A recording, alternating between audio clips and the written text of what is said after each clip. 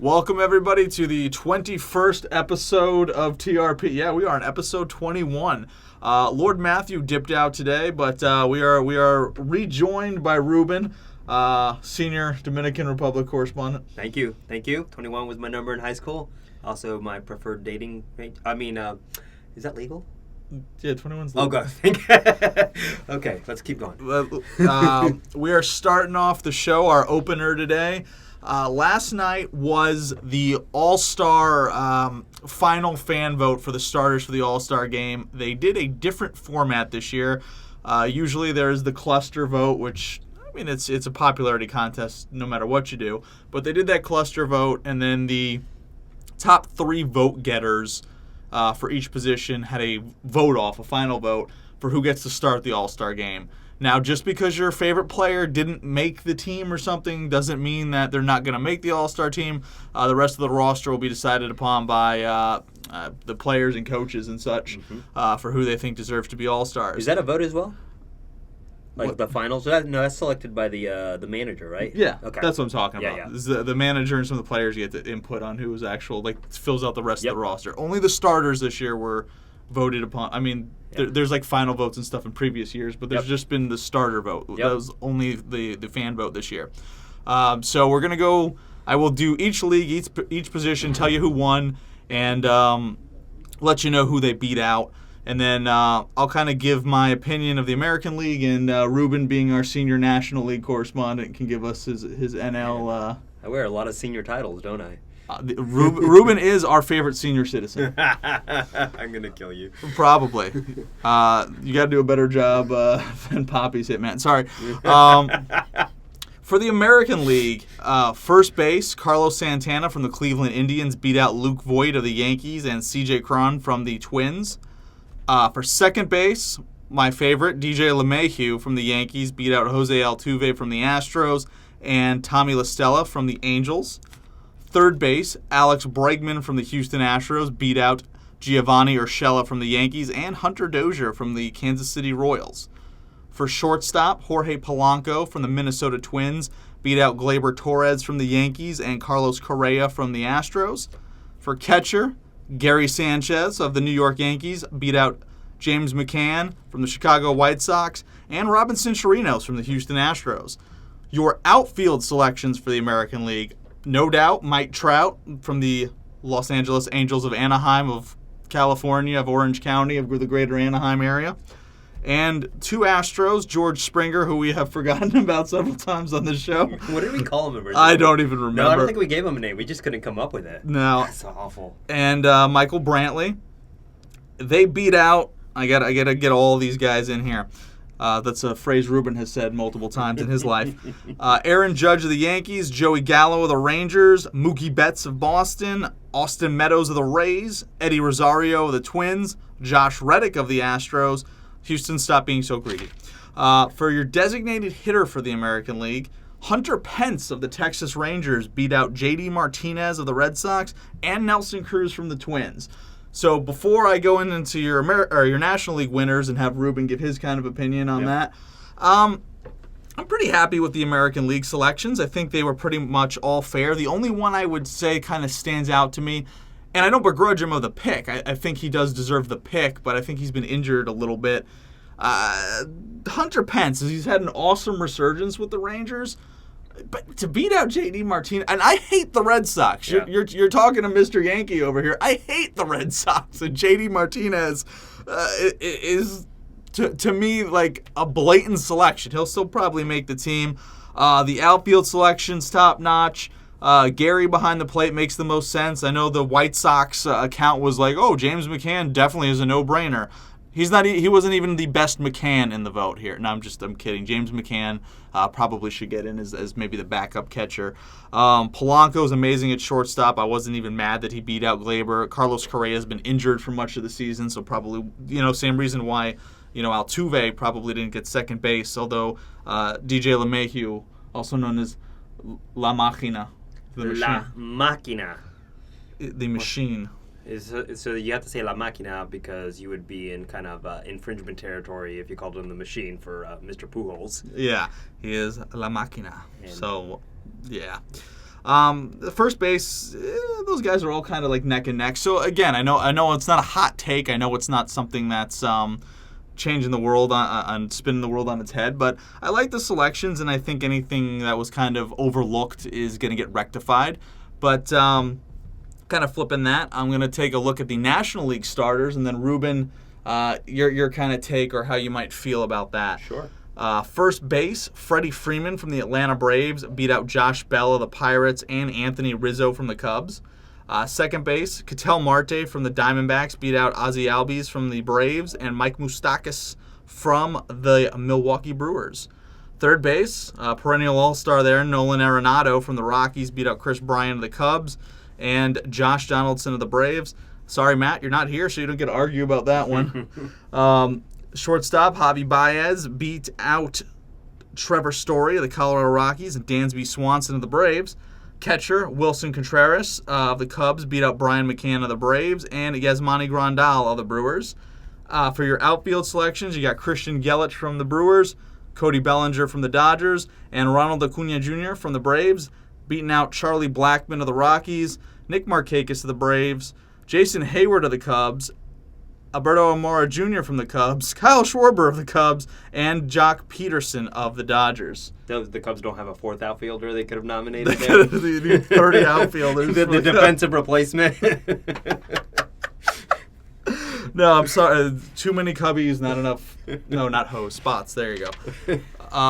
Rubes, how you feeling about that NL selection? I mean, the outfield. I mean, the NL is actually pretty good. The outfield is absolutely loaded. I mean, Bellinger and Yelich. You know, whenever I hear somebody talk about, so and so should be an MVP candidate, I was like, do you not see what Yelich and Bellinger are doing?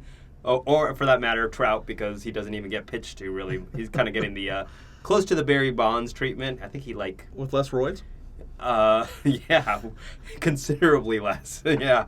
The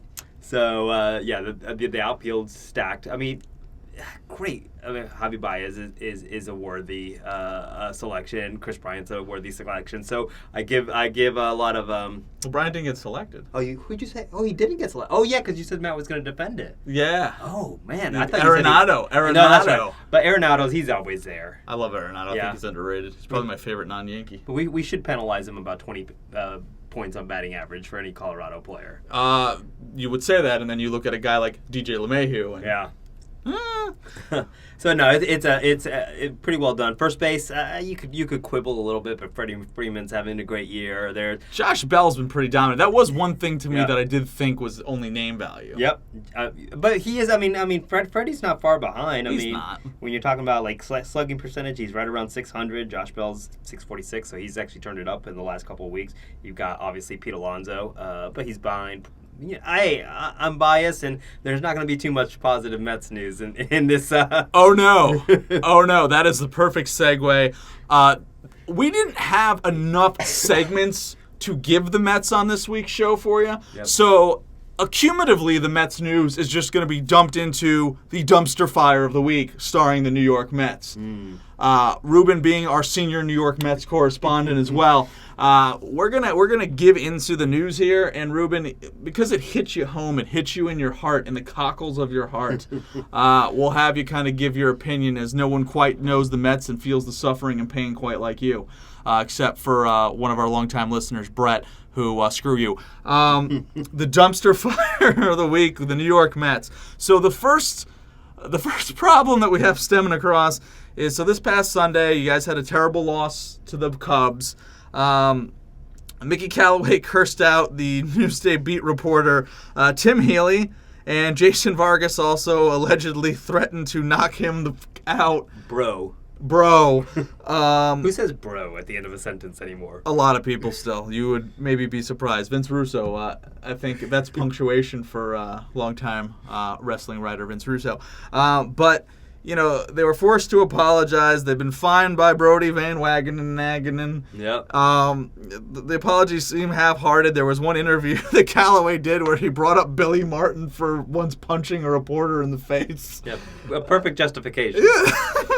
By all accounts, I mean, everything is biased, but Tim Healy didn't even ask any damning questions or anything out of the blue to antagonize. Yeah. what the hell? I guess that's my question to you. What the absolute hell?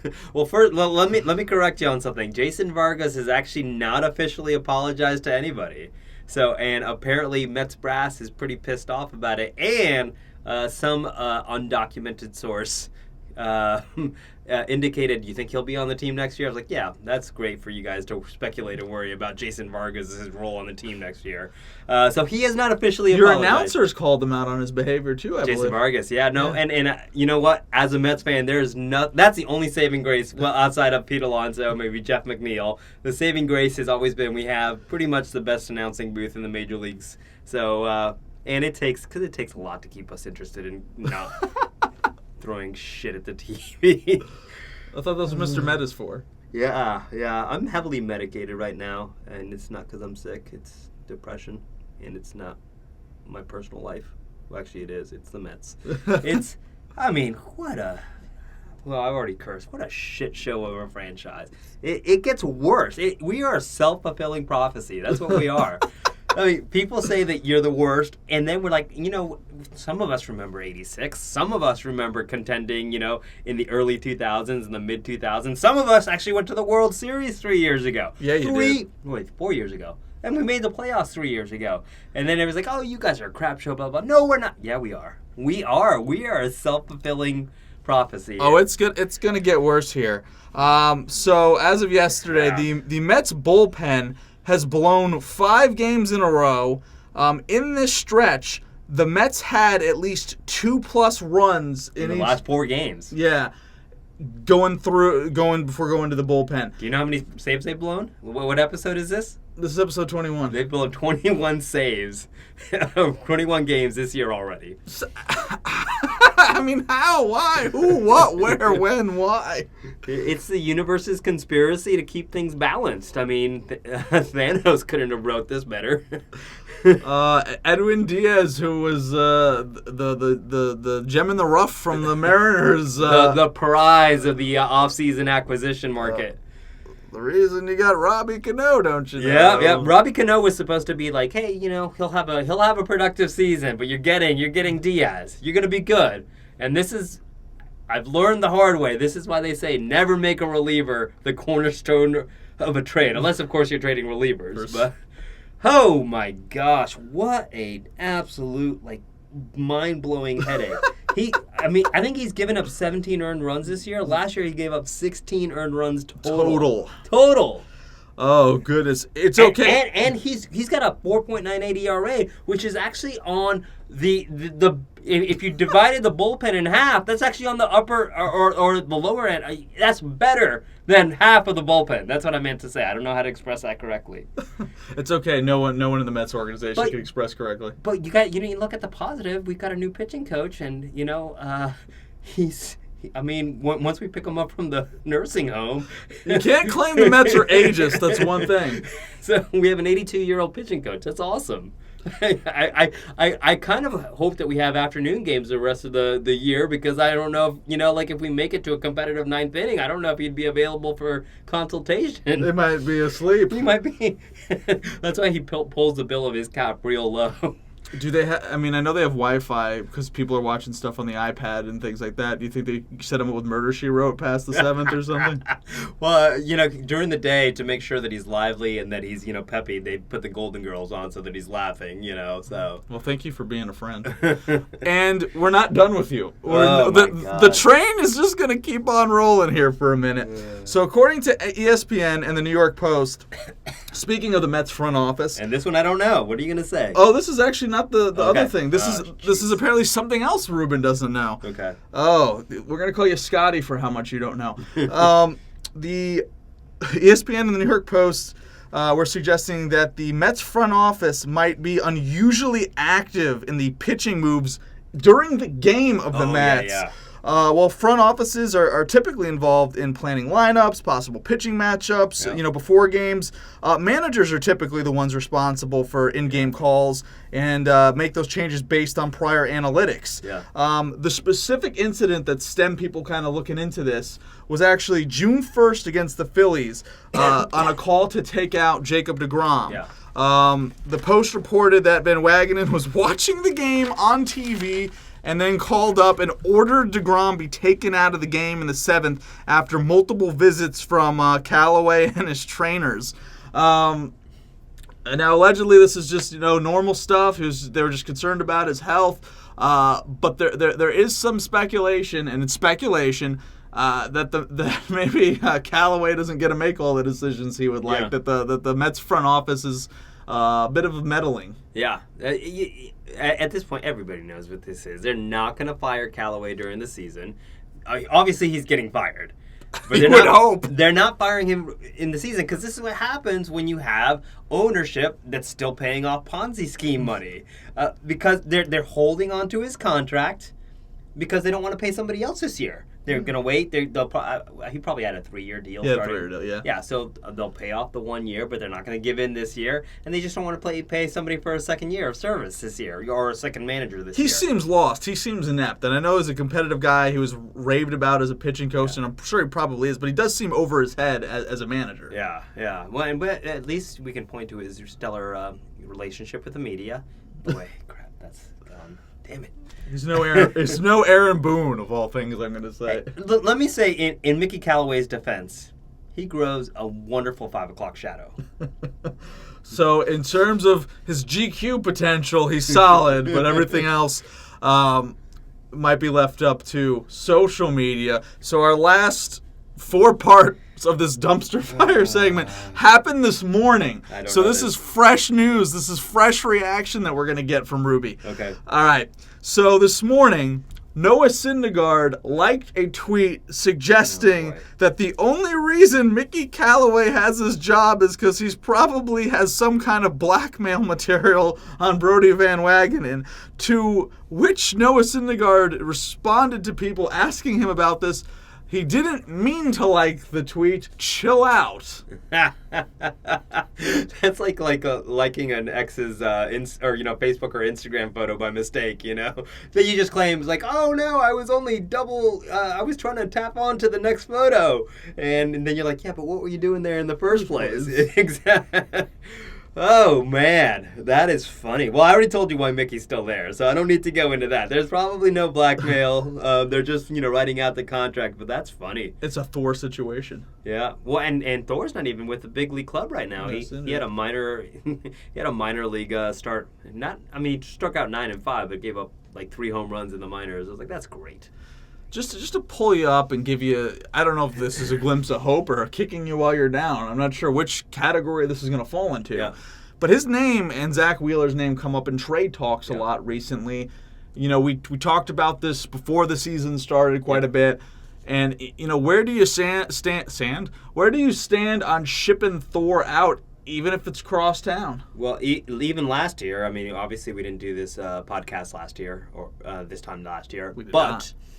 We talked a lot of baseball at work, and I was all for sell. Take the commodities that'll actually get you young prospects in the future, and get as much as you can. And because in 2 years, if you trade them at their peak or at perceived great value, you get a lot back. And I was even on the trade DeGrom bandwagon. Oh, you absolutely were at the start of the show back in the offseason. And I would be now, but he never had greater value than he had last year. No. Thor had much better value last year. Wheeler had considerably more value last year because he stinks right now. Amazingly, the one guy who actually increased his value is Jason Vargas, because you actually could not pitch crappier, Edwin Diaz, hold my beer, than Jason Vargas did last year. So I'm all for the fire sale. If I'm the Mets, the only people who are off board, and they'll probably do a fire sale and trade these people, that's how they'll do it. The only people that I would not trade are Alonso, McNeil, and I'd hold on to Dom Smith, because even though he's a first baseman as well, we all know that the National League is most likely going to have a DH next year or the year after. And then you have a nice little threesome. Dang it, I never know how to avoid that term. You have the most faux pas out of anybody on this show. There's 3 people on this show. There's 4 people on this show. Oh, okay, yeah, Corey. Corey is our pinch runner. Well, he's probably faster than all of us, though. That's entirely actually true. So just kind of to get to the close, bringing our closer in for the day. Not Diaz, right? No, not Diaz. We're gonna get through this smoothly. This weekend sparks the first ever MLB games held in London, England. Yeah. We've had games to start the season in Japan. The A's and Mariners played. We've had games. But that's normal. Yeah, we've had games in Mexico. They are converting the London Stadium, which was built in 2012 for the Olympics. It was the track and field venue. It's currently the home of the West Ham from the English Premier League. They made the field. It's got wonky dimensions. It's 385 to center, 382 down the right and left gaps, and 330 down the lines. So it's awkward putting a diamond in the middle of this basically soccer, track and field type facility. They're bringing in synthetic turf from France that's apparently like amazing, like excellent. They have crazy good drainage systems just in case it rains, but it's supposed to be awesome. There's some other things I want to get into, but first and foremost, how do you feel about trying to bring Major League Baseball in the middle of the season to London, England? Well, they're doing it with the right teams. Yeah, you know, those are the draws. So because you can't like do what the NFL does, and I'll get into some of the semantics of that real quickly. But the NFL sends teams that they're not going to miss a home game, or like that they don't make too much revenue. Jaguars, Bills. Exactly, and they send them to England because whoever is designated as the home team, they're making the revenue off of that game in London, and it's probably a better deal for them. But you don't do that with like the star franchises because they wouldn't stand for that. But in baseball, you can't send over Tampa, and no disrespect because Tampa's having a good year, but I know what you mean. They can't draw flies, to a pile of crap. So, Tampontreal X-rays. I heard about this. So they're doing it with the right teams, and you've gotta continually expand your brand, and those games are going to be absolutely sold out. They are, and it's gonna make impressive television. Yep. My concern, and I agree with you 100,000%. I agree with every single thing you said. Mm-hmm. My concern, my worry is, so when they did the Japan series at the start of the year, yep, that was the first series that the A's and the Mariners had. Yep.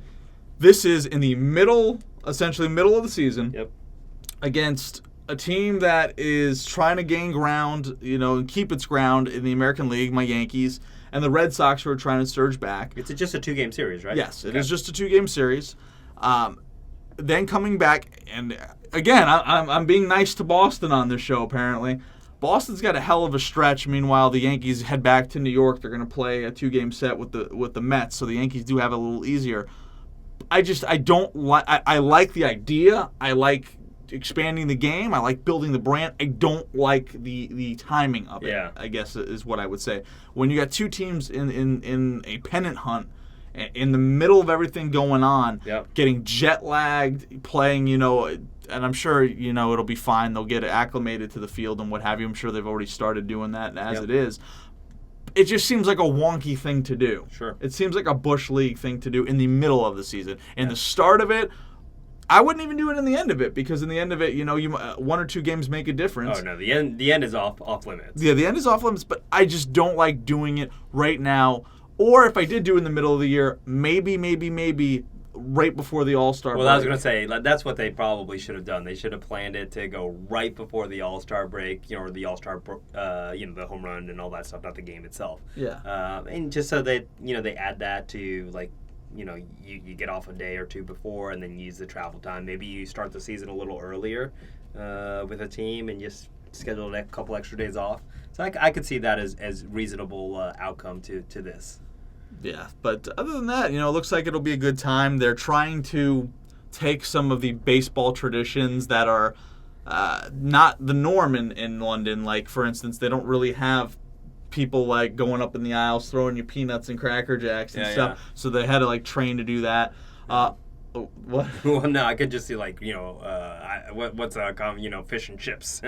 No, they're gonna do proper ballpark stuff. I saw a foot long. When I say foot long, I mean a giant thing of nachos and stuff that would be put most of our stuff to shame that they're gonna serve. They're also borrowing little elements that people like in baseball, You know how the Nationals have the president's races? Yep. So legit, they put online. Did you hear about this? They put I online saw the picture, like Freddie Mercury. We'll get to it. So yeah, so they want to do like a race, like a mascot race, and they voted. You could vote for like any like English British, not necessarily British. Some of the stuff is not British, but I guess like UK type things. Uh-huh. So the 4 things that they'll have racing, and I say things because you have Henry VIII, Freddie Mercury, Winston Churchill, and a dentist. And the Loch Ness Monster. And so, like, what the hell? I applaud the votes, mind you. But say it again. Henry VIII. Henry VIII, Winston Churchill, Freddie Mercury, and the Loch Ness Monster. Who wins that? I don't know. I gotta go Loch Ness Monster. I'm a big Loch Ness Monster proponent. I have a feeling it's Freddie Mercury with maybe another one bites the dust as soon as he runs through the or We Are the Champions. We Are the Champions is good. Don't Stop Me Now. I'm just confused about that Loch Ness Monster costume seems just, like weird. So like, is he gonna win by a snout or a tail? Is Winston Churchill has his cigar? Is he gonna win by the tip of the cigar? There's a lot of potential outcomes here. Yeah. Well, as a fellow big front tooth person, I'm gonna go with the big front teeth of Freddie. Stretching out, coming right across the line. I'm pulling for Nessie. The final thing about this game I want to talk about, we alluded to it when I first brought this in, is the dimensions of the field. Not so much the sides, but 385 to dead center, and they have some weird 16-foot wall thing going on in the middle there. Yeah. But 385 when you have Betts, J.D. Martinez, Judge, Gary Sanchez, Glaber. I mean, these guys just smoke bombs. Yep. 385. Is this going to be? How do you think this is going to be perceived? Because I have a strong feeling. I would say that maybe 10 or more over this weekend series are hit, and I know that seems egregious, but it's. Yeah, well, I mean, we're on record paces, and you've got the right team, and you finally got a healthy Yankees team too, for the most part. Except Stanton went down again. Oh, did he? He did. When was that? It was a couple days ago. He was going to second, and then third base was abandoned.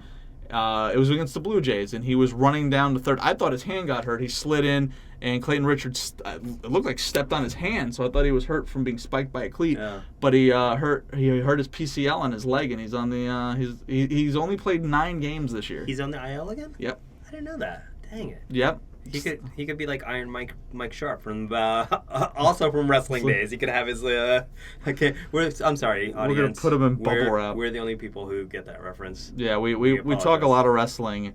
Maybe if any of the wrestlers are fans of baseball, we'll get some call-ins and talk shop. You know what? We'll post an Iron Mike Sharp post later on, just so that you know and you can celebrate with us. But who's here at this point?